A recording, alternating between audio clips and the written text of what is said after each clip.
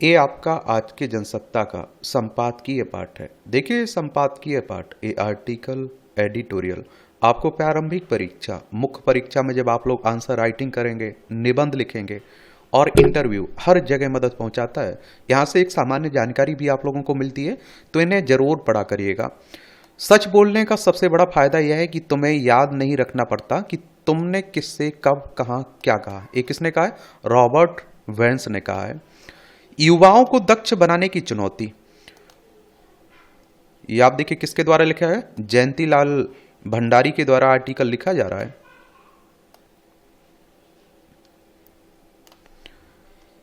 इन दिनों कृत्रिम मेधा एआई यानी कि आर्टिफिशियल इंटेलिजेंस की बात हो रही है।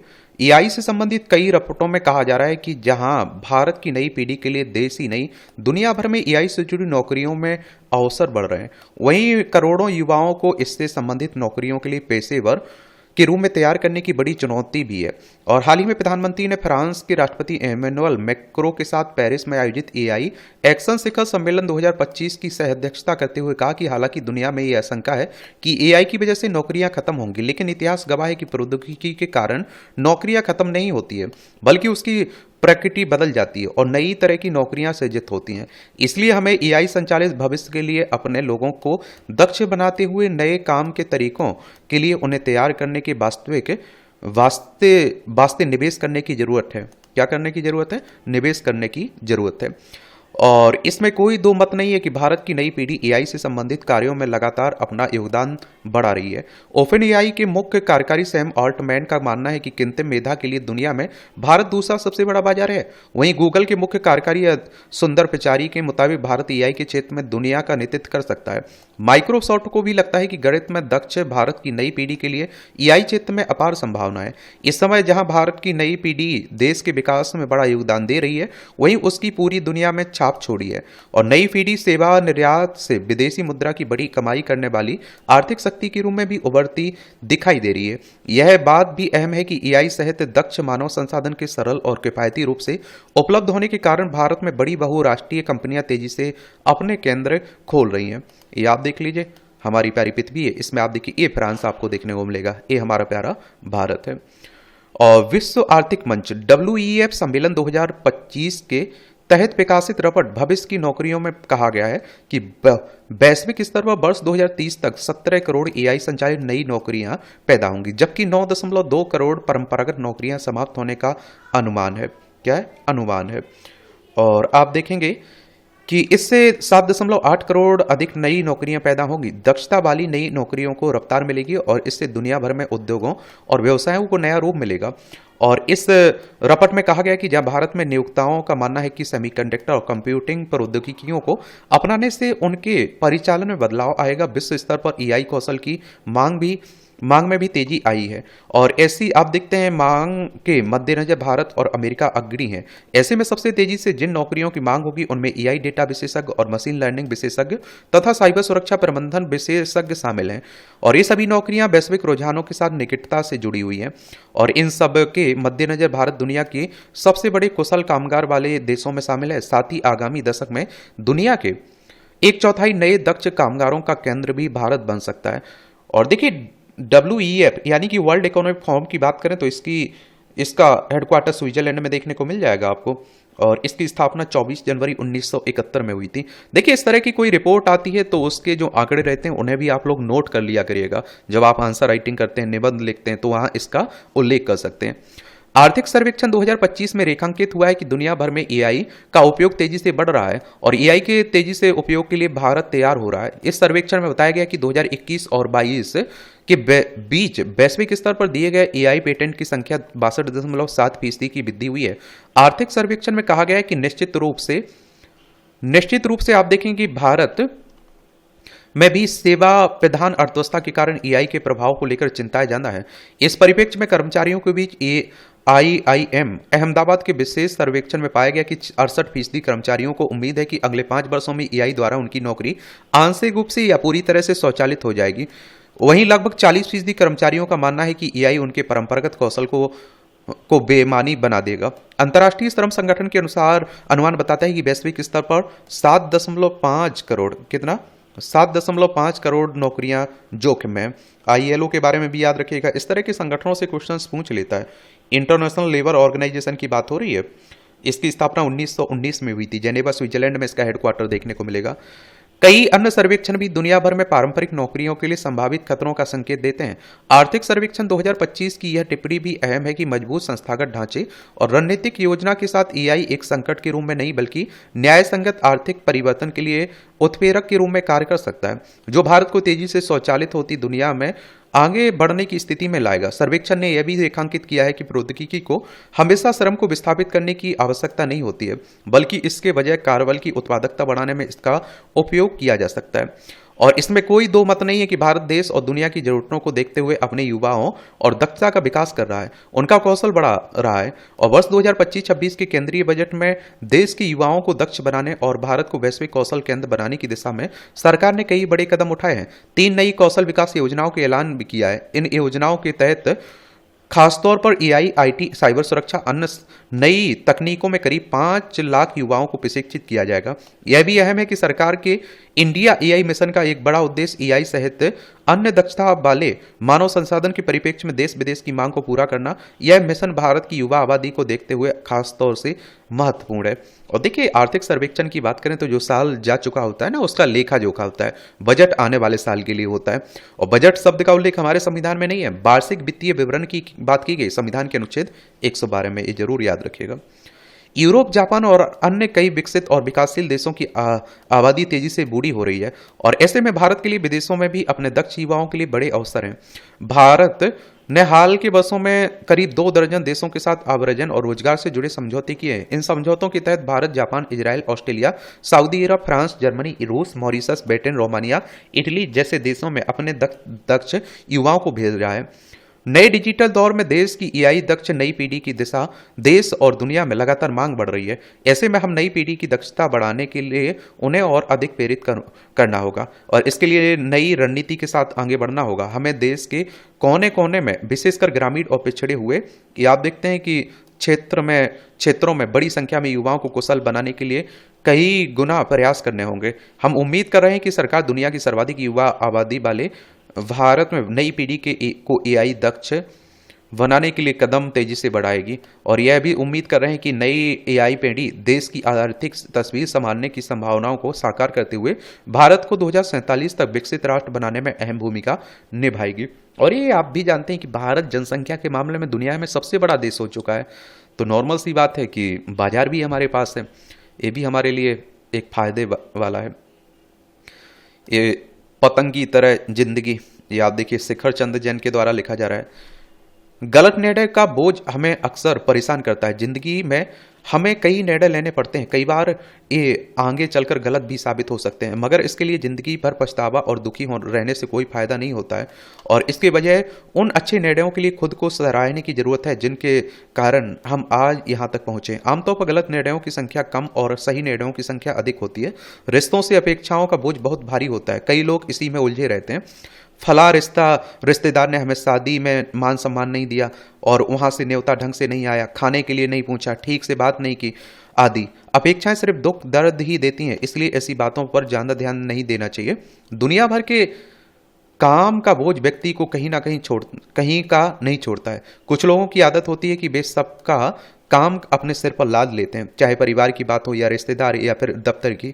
ऐसा लगता है जैसे हर किसी की मदद की जिम्मेदारी उन्हें ही उठानी है। उतना ही काम लेने की जरूरत है जिससे हमारी जिंदगी दुर्भर ना हो। इन दिनों सामाजिक हैसियत का बोझ सबसे भारी माना जाने लगा है, और ज्यादातर लोग आप देखते हैं कि आमदनी ना होने के बावजूद अपने पड़ोसी, मित्रों और रिश्तेदारों के बीच अपना रौब कायम रखने के लिए आए दिन महंगे घरेलू उपकरण, कपड़े और आदि खरीदते हैं, या फिर अब जरूरत ना होने के बावजूद महंगा फ्लैट या कार खरीद डालते हैं। इसके बाद लोगों से कर्ज या मासिक किस्तें चुकाने में पूरी जिंदगी बेसूरते हुए गुजारते हैं, और कमाई से असंतोष का बोझ रात को चैन से सोने नहीं देता और दिन में चैन से बैठने नहीं देता है। इच्छाएं कभी पूरी नहीं होती हैं। दुनिया भर में ऐसे लोग गिनती से के मिलते हैं जो अपनी आय से संतुष्ट रहते हैं। जैसा कि कहा गया है कि संतोषम परम सुखम, ऐसे ही लोग दुनिया के सबसे सुखी इंसान होते हैं। हम लगातार पैसे कमाने के पीछे भागते रहते हैं, तो जो हमारे पास मौजूद है उसका उपभोग कभी नहीं कर पाएंगे। और कई लोग आज की तारीख में अच्छी कमाई, अच्छे जीवन साथी, अच्छी आज्ञाकारी बच्चों के होते हुए भी कई बार अचानक अवसाद के सागर में गोते लगाने लगते हैं। दरअसल वे इस सोच में डूब जाते हैं कि आज तो सब ठीक है, कल को अगर कारोबार ठप पड़ गया, तो नौकरी छूट गई, जीवन साथी को कुछ हो गया, बच्चे नालायक निकल गए, तो क्या होगा। इसलिए सुखी और आनंदित रहना है तो वर्तमान में जीना चाहिए। इसके अलावा अगर इस बात की हमें परवाह करेंगे कि लोग क्या कहेंगे, तो हमें हमेशा दूसरों की अपेक्षाओं के हिसाब से जीना पड़ेगा। जाहिर कि ऐसे में हम खुद की बेहतरी, खुशी और सुकून के लिए वक्त नहीं निकाल पाएंगे, बल्कि हर वक्त दूसरों को खुश करने में लगे रहेंगे, उनका काम करते रहेंगे। जब हम खुद की जरूरत की बजाय दूसरों की परवाह करते हैं, तो अपने जीवन के महत्वपूर्ण निर्णय सही तरीके से नहीं ले पाते हैं। हम धीरे धीरे अपना मूल स्वभाव और व्यक्तित्व खोने लगते हैं, आत्मविश्वास में लगातार कमी आने लगती है, और हर वक्त यह परवाह लगी रहती है कि क्या लोगों ने हमारे काम, आचरण और व्यवहार को पसंद किया है। हम अक्सर बेचैन, परेशान और व्यस्त रहने लगते हैं। इसलिए इस बोझ को तुरंत उतार कर फेंकने और मस्ती से अपना जीवन अपनों के लिए, स्वयं अपने लिए और अपनी खुशी के लिए जीना शुरू कर देना चाहिए। ठीक इसी तरह बीमारियां जीवन को बोझिल बना देती हैं। बीमार नहीं होना या होना पूरी तरह हमारे नियंत्रण में नहीं है, लेकिन हम अपनी शारीरिक और मानसिक सेहत पर ध्यान देकर इसे काफी हद तक कम कर सकते हैं।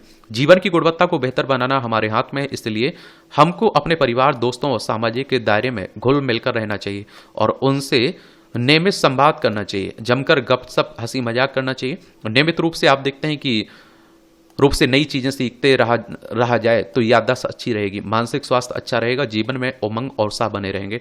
नियमित टहलना, व्यायाम और योग करना आदत में शामिल होना चाहिए। इन सबके साथ साथ हमें पोषक तत्वों का सेवन और शरीर का नियमित निर्वसीकरण भी करना चाहिए। ये आदतें हमें काफी हद तक चुस्त दुरुस्त रखेंगी। आप चिंता रहित हल्का फुल्का जीवन व्यतीत कर सकेंगे। कुछ लोग जरा सी असफलता पर हताश हो जाते हैं। हर बाजी को जीतने का बोझ हमें अक्सर दुखी, हताश और परेशान करता है। सबसे पहले यह स्वीकार करना चाहिए कि हमारा हर प्रयास पूरी तरह सफल होगा यह असंभव है, और ऐसा कभी किसी के साथ नहीं होता है। जीतना ही सब कुछ नहीं है, जीतने का प्रयास ज्यादा महत्वपूर्ण है। जिन सफल व्यक्तियों को हम देखते हैं, वे प्रयास करने से कभी पीछे नहीं हटे। वे तब तक प्रयास करते रहे जब तक जीत ना जाए। हर व्यक्ति के अंदर कोई ना कोई योग्यता और प्रतिभा जरूर होती है, और इसलिए हमारे पास जो योग्यता है उसका सही उपयोग करके हमें अपनी नकारात्मक सोच से छुटकारा पाने की शुरुआत करनी चाहिए। प्रेरक लेखक जग जेगलर ने अपनी पुस्तक CEO एट द टाइप में लिखा है कि अपनी असफलताओं के लिए दोस्तों, रिश्तेदारों, परिवार के सदस्यों या किस्मत को कोसने के बजाय आपको अपनी ऊर्जा, लक्ष्य, प्रयास और गलतियों पर ध्यान केंद्रित करना चाहिए। तो जिन क्षण आप ये स्वीकार कर लेते हैं कि आपकी स्थिति, सफलता या असफलता सब आपके हाथों में ही है, उस समय आप सफलता की आधी दूरी तय कर लेते हैं। हमारे सफलताओं के बीज या महानता का सामर्थ्य हमारे ही हाथों में है। बस कमजोरी की ताकत में बदलने की जरूरत है। कितना अच्छा कॉलम लिखा गया है, देख रहे हो आप लोग। सोचा करिएगा, पढ़ा करिएगा, समझ रहे। ये आप देखिए, अभिव्यक्ति पर पहरा। सर्वोच्च न्यायालय यानी कि सुप्रीम कोर्ट की बात हो रही है। हमारी संवैधानिक संस्था है। संविधान के अनुच्छेद 124 के तहत सुप्रीम कोर्ट की स्थापना की बात की गई। 28 जनवरी 1950 में स्थापना हुई थी। सर्वोच्च न्यायालय की यह टिप्पणी निसंदेह बहुत गंभीर है कि संविधान लोग को लागू हुए 75 वर्ष हो गए। अब तो कम से कम पुलिस को अभिव्यक्ति की आजादी का अर्थ समझना चाहिए। हालांकि यह टिप्पणी कोई पहली बार नहीं आई है, और इससे पहले भी कई मौकों पर वाक और अभिव्यक्ति की स्वतंत्रता पर बहस हो चुकी है।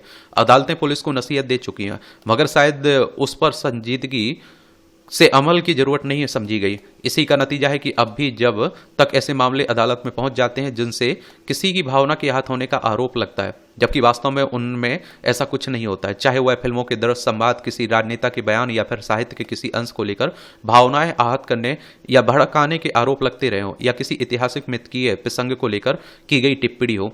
कई बार तो कुछ बातों को लेकर आंदोलन तक उभारने की कोशिश देखी गई। ताजा मामला कांग्रेस नेता इमरान प्रतापगढ़ी की एक कविता को लेकर उठा। जब उन्होंने गुजरात के एक विवाह समारोह में उसे सुनाया और फिर सोशल मीडिया पर उसका अंश डाल दिया, और उन पर आरोप है कि कविता में लोगों में हिंसा भड़काने का प्रयास किया गया। वहां की पुलिस ने इस पर मुकदमा भी दर्ज कर लिया। साहित्य कलाओं में अभिव्यक्त विचार कर कई बार प्रतीकों, बिंबों में छिपे होते हैं, इसलिए उनके सही अर्थ खोजने में दिक्कत आ सकती है। प्रतापगढ़ी के मामले में गुजरात पुलिस को भी इसी के चलते धोखा हुआ होगा। सर्वोच्च न्यायालय ने इसे स्पष्ट भी किया कि अनुवाद में गलती की वजह से यह भ्रम हुआ होगा, मगर आजकल जिस तरह चुनिंदा तरीके से किसी के बयानों से भावनाओं के आहत होने के आरोप कुछ अधिक लगने लगे, और उनमें से कई मामलों में कानूनी कार्रवाई भी कर दी जाती है, और उससे संविधान में वर्णित अभिव्यक्ति की आज़ादी का संकल्प भी धुंधला पड़ता नजर आने लगता है, जबकि कई बार स्थितियां इसके उलट भी देखी गई हैं, मगर उन पर कोई कार्रवाई नहीं हुई। जबकि सोशल मीडिया का चलन बढ़ा, देशभक्ति, धर्म, आस्था के नाम पर कुछ लोग कुछ भी कहते बोलते दिखे जाते हैं, और धर्म सांसदों और कई सार्वजनिक सभाओं में संतों और राजनेताओं के आपत्तिजनक बयान देखे सुने गए, मगर उनमें पुलिस का रवैया पक्षपातपूर्ण ही देखा गया। इसके लिए सर्वोच्च न्यायालय की यह टिप्पणी महत्वपूर्ण है कि प्राथमिकी दर्ज करने से पहले पुलिस को कुछ तो संवेदनशीलता दिखानी होगी। हालांकि यह छिपी बात नहीं है कि पुलिस स्वायत्त तरीके से काम नहीं करती है, अनेक कार्रवाइयां उसे सत्ता पक्ष के दबाव में करनी पड़ती है। इसलिए विपक्षी दलों के मामले में अगर अभिव्यक्ति की आज़ादी के कानून को हाशिए पर धकेल दिया या फिर नजरअंदाज कर दिया तो हैरानी की बात नहीं है। यह कम बड़ी विडंबना नहीं है कि साहित्य और कलाओं में अभिव्यक्ति विचारों की व्याख्या भी अदालतों को करनी पड़ रही है, और सत्ताएं सदा से अपनी आलोचना से तल्ख हो जाती हैं। और पर आखिर अभिव्यक्ति की स्वतंत्रता की रक्षा कौन करेगा? पहला कर्तव्य तो पुलिस का बनता ही है, वह उसकी सही व्याख्या करे और फिर कानूनी कार्रवाई के बारे में सोचे, पर राजनीतिक उदारता के बगैर यह संभव नहीं जान पड़ता है। और देखिए, अगर हम लोग बात करें संविधान की, तो 26 नवंबर 1949 में आपका अंगीकृत हो चुका था, कुछ प्रावधानों के साथ आ भी चुका था। तो 26 नवंबर को आप लोग संविधान दिवस मनाते हैं हर साल। 26 जनवरी 1950 में पूरी तरह से लागू हो चुका था, तो 26 जनवरी को आप लोग क्या गणतंत्र दिवस के रूप में मनाते हैं। और संविधान के भाग 3 को पढ़ते हैं ना, तो मौलिक अधिकार की बात की गई। तकनीक की मार, आधुनिक तकनीक और इंटरनेट से लैस स्मार्टफोन तक जैसे जैसे आम लोगों की पहुंच बनी रही है, वैसे वैसे कई स्तर पर इसके नुकसान भी सामने आ रहे हैं। खासकर स्मार्टफोन में गेम खेलने की लत का सबसे ज्यादा असर युवाओं बच्चों पर पड़ा है, और जिनका व्यक्तित्व इससे बुरी तरह प्रभावित होने लगा है। यह चिंता आम है। मोबाइल गेम की लत के चलते बच्चों की पढ़ाई लिखाई बाधित हो रही है, मगर ज्यादा त्रासद घटनाएं भी हैं जिनमें हमेशा स्मार्टफोन देखने या गेम खेलने की आदत को और की वजह से बच्चे अपने परिजनों पर हमला कर देते हैं या फिर अपनी ही जान ले लेते हैं। गौरतलब है कि उड़ीसा में जगत सिंहपुर जिले के जयवाड़ा सेठी गांव में एक छात्र ने ऑनलाइन गेम खेलने से मना करने पर पत्थर से हमला करके अपने माता पिता और बहन की हत्या कर दी। खुद को रोक के जाने के बाद उसका दिमाग पर हिंसा इस कदर हावी हुई कि उसने तीनों का सिर पत्थर से कुचल दिया।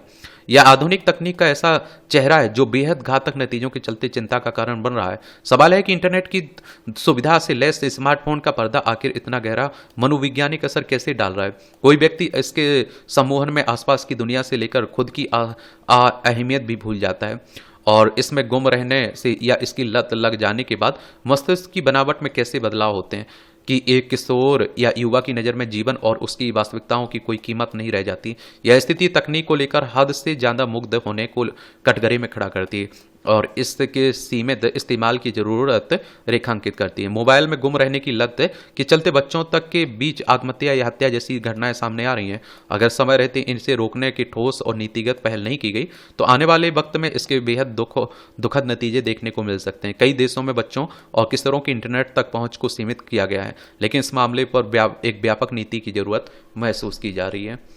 आप लोग क्या सोचते हैं? अपनी राय आप लोग जरूर बताया करिएगा। समझ रहे हैं आप लोग?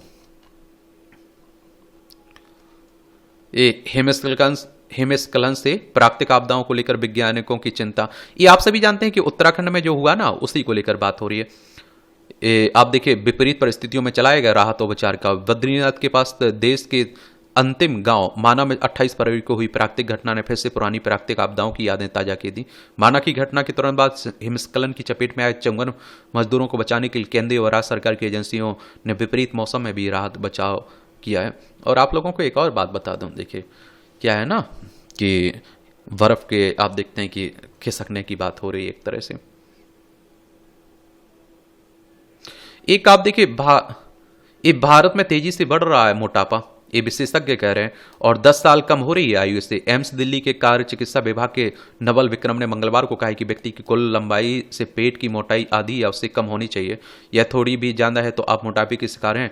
मोटापे से सीधे जीवन प्रत्याशा 10 साल कम हो रही है। अंगों पर बोझ बढ़ने से वे धीरे धीरे काम करना बंद कर देते हैं। एम्स सर्जरी विभाग के आसुरी कृष्णन ने मोटापा आमतौर से गंभीर बार बार होने वाली बीमारी है, इससे सर्जरी तभी काम करेगी जब आप खान पान और जीवन शैली में सुधार करें। थोड़ा अपना ध्यान रखा करिएगा। और इस तरह से आप देखेंगे कि आज का जो संपादकीय पाठ है आपका दैनिक किसका, जनसत्ता का, तो इसकी कहानी कबर होती है। आप लोग पढ़ते रहिए, एंजॉय करते रहिए। आपका कोई सवाल हो, मेरे लिए सुझाव हो तो बता सकते हैं। धन्यवाद।